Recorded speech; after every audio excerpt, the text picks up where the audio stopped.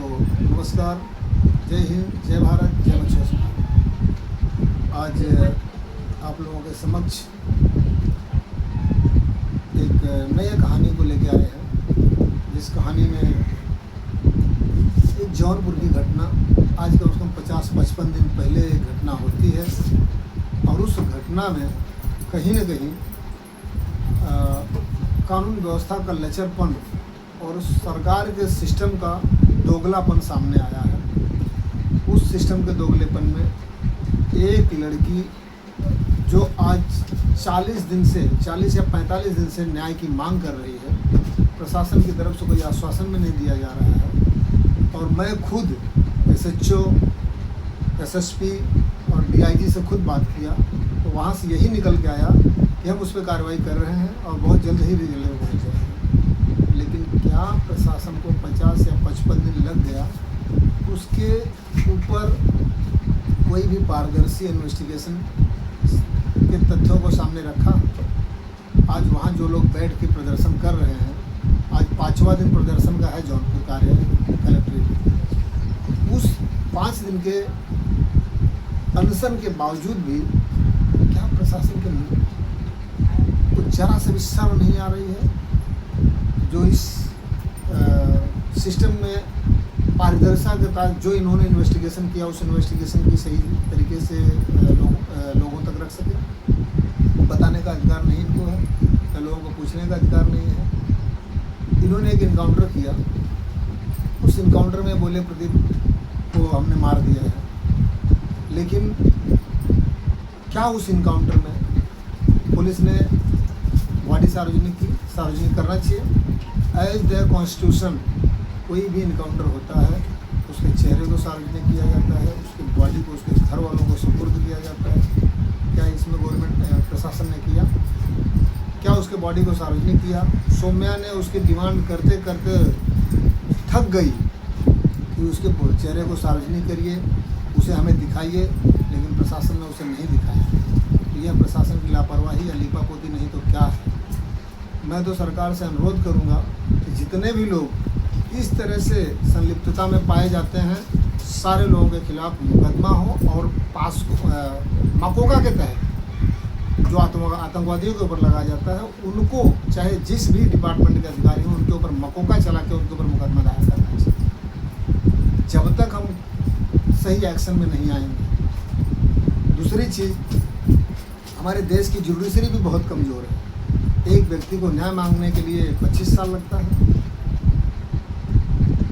सौम्या मुख्यमंत्री जी से भी मिल चुकी है, लेकिन उसने जो स्टेटमेंट दिया है बाहर कि मुख्यमंत्री जी को OBC SC ST पसंद नहीं है।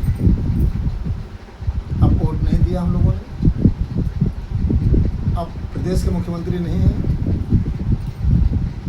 या हम इस देश के नागरिक नहीं हैं, या जो जौनपुर में गोलीकांड, दुल्हापान कांड हुआ, वो इस देश का नागरिक नहीं था, या इस देश से बाहर था। क्या उसको न्याय लेने का अधिकार नहीं है? क्या उसको आवाज़ उठाने का अधिकार नहीं है? अगर न्याय नहीं मिलता है तो पुलिस प्रशासन किसके दबाव में पड़ी है? ये तीनों जिन्होंने गोली मारी है, ये तीनों हैं कहाँ?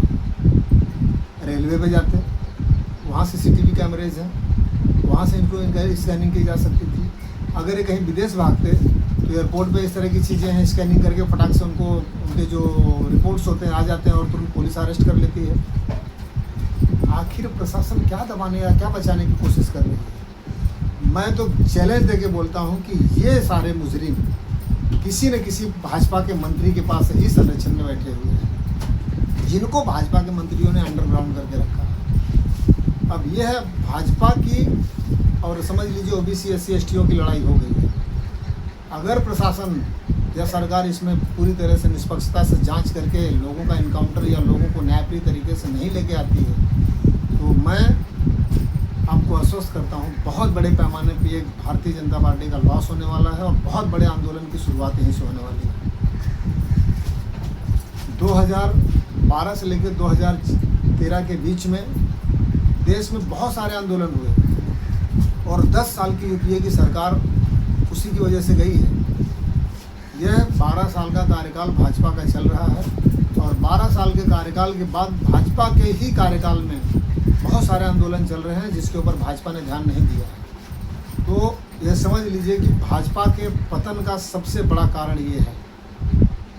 ये सरकार ऐसी है कि केवल और केवल चापलूस और चमचों और दलालों की सरकार बनी हुई है। यह सरकार केवल और केवल रिश्वतखोरी और कमीशन खोरी पे बनी हुई है, जिस पे अगर कोई करप्शन करके इनको फंड दे देता है तो ये साक पाक हो गया, और अगर किसी ने कुछ भी नहीं किया है उसके एवज में किसी दूसरे आदमी को ये लोग उठा लेते हैं और उसका इनकाउंटर कर देते हैं। तो इस चीज़ों को अगर सरकार निष्पक्षता से नहीं करती है तो ये समझ लीजिए एक बहुत बड़ा चैलेंज है, अपने लोगों के लिए भी है, सरकार के लिए भी है, और बहुत बड़े आंदोलन की शुरुआत है। आप सभी लोगों से अनुरोध है कि इस आंदोलन के लिए कमर कसिए। क्या होगा? गोली चलेगी, लाठीचार्ज होगा। अब दो हाथ सरकार से भी करने की बारी आ चुकी है, क्योंकि जब अति होती है तो लोग गोली खाने के लिए नहीं, बंदूक उठाने के लिए भी तैयार हो जाएंगे। तो अब सीधा एक समझ लीजिए कि अगर इस तरह की चीज़ें न्यायप्रिय तरीके से सारी कार्रवाइयाँ नहीं होती हैं, उनका इनकाउंटर नहीं होता है, उनके ऊपर सजाएं नहीं होती है और उनको अरेस्ट नहीं किया जाता है, तो इसको सीधा एक चैलेंज माना जाएगा। जय हिंद, जय भारत, जय मच्छर।